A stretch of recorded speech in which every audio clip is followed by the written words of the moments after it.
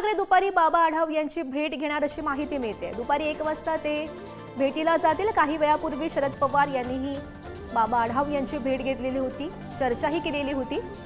तर दुपारी 1 वाजता उद्धव ठाकरे सुद्धा त्यांची भेट घेण्यासाठी पोहोचणार आहेत। महत्त्वाची अपडेट सध्या आपण पाहू शकतो। पुण्यातील फुलेवाड्यात बाबा आढाव यांचं लोकशाही बचाव आत्मक्लेश आंदोलन सध्या सुरू आहे। शरद पवार यांनीही बाबा आढाव यांच्या आंदोलनाला पाठिंबा दिलेला होता। गेल्या 3 दिवसांपासून निवडणुका बॅलेट पेपरवर घेण्याची मागणी बाबा आढाव करतायत आणि आता उद्धव ठाकरे सुद्धा दुपारी 1 वाजता बाबा आढाव यांची भेट घेणार अशी माहिती मिळते।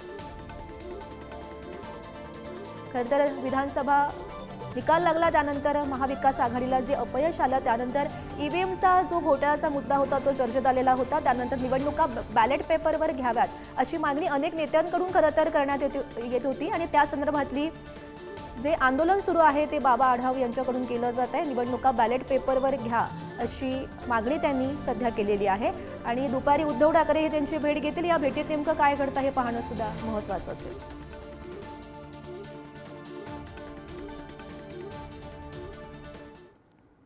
तर पुण्यातील फुलेवाड्यात बाबा आढाव यांचं लोकशाही बचाव आत्मक्लेश आंदोलन सध्या सुरू आहे। शरद पवार यांनी नुकतंच बाबा आढाव यांची भेट घेतली आणि त्यांच्या आंदोलनाला पाठिंबा सुद्धा दिला। निवडणुका बॅलेट पेपरवर घेण्याची मागणी त्यांनी केली आहे। कामगार नेते बाबा आढाव यांच्या आंदोलनाला काल विश्वजित कदम यांनीही भेट दिलेली होती। आता मी जे म्हणतो आम्ही जे सगळं मानतो त्या प्रत्येक गोष्टी त्यांनी पाठिंबा दिलेला नाही। विशेषतः परकीय हस्तक्षेपाबद्दल आणि अदानींच्या ह्याच्याबद्दल ते काही बोलले नाहीत। आम्ही ते उपस्थित केलं, हा एक भाग झाला। पण त्यांनी अधिकांशाने जे सांगितलं की या उपोषणाची दखल दिल्ली तर विरोधी पक्षांनी घेतलेली आहे आणि ते सोमवारी जमतात। माझ्यामुळे आधी ते जमणार असेल त्यासाठी करायचे ते असेल आणि त्या ह्याच्यावर नक्की विचार करतील काय करायचं ते। म्हणून माझं म्हणणं आहे की आता हा महाराष्ट्रापुरता विषय न राहता देश पातळीवर गेलेला आहे। त्यांनी निवडणुका मॅनेज केलेल्या आहेत, लोकांना सगळ्या मॅनेज करणं अवघड आहे ना।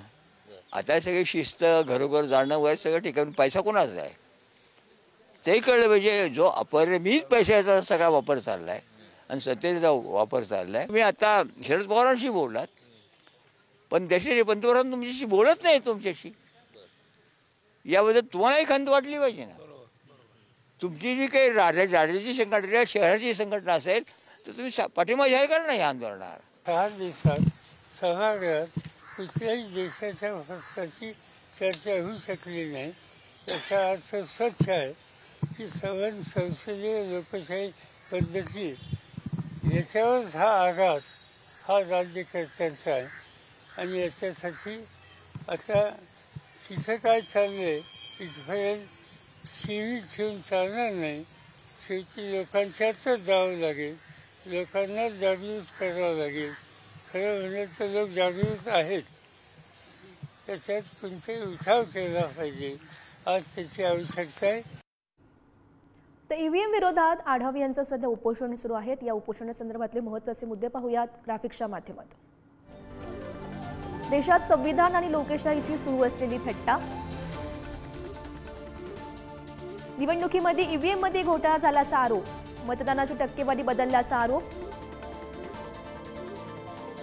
ईव्हीएम आणि पैशांमुळे राज्यात वेगळा निकाल, निवडणुकीच्या तोंडावर पैसे वाटप करणारी योजना सरकारनं जाहीर केल्या, योजनेवर निवडणूक आयोगानं आक्षेप न घेणं हे अनाकलनीय असे अनेक आरोप त्यांनी केले। निवडणुकीच्या काळामध्ये सरकारी पैशांचा मोठा गैरवापर झाला असे अनेक मुद्दे बाबा आढाव यांनी उपस्थित केलेले आहेत।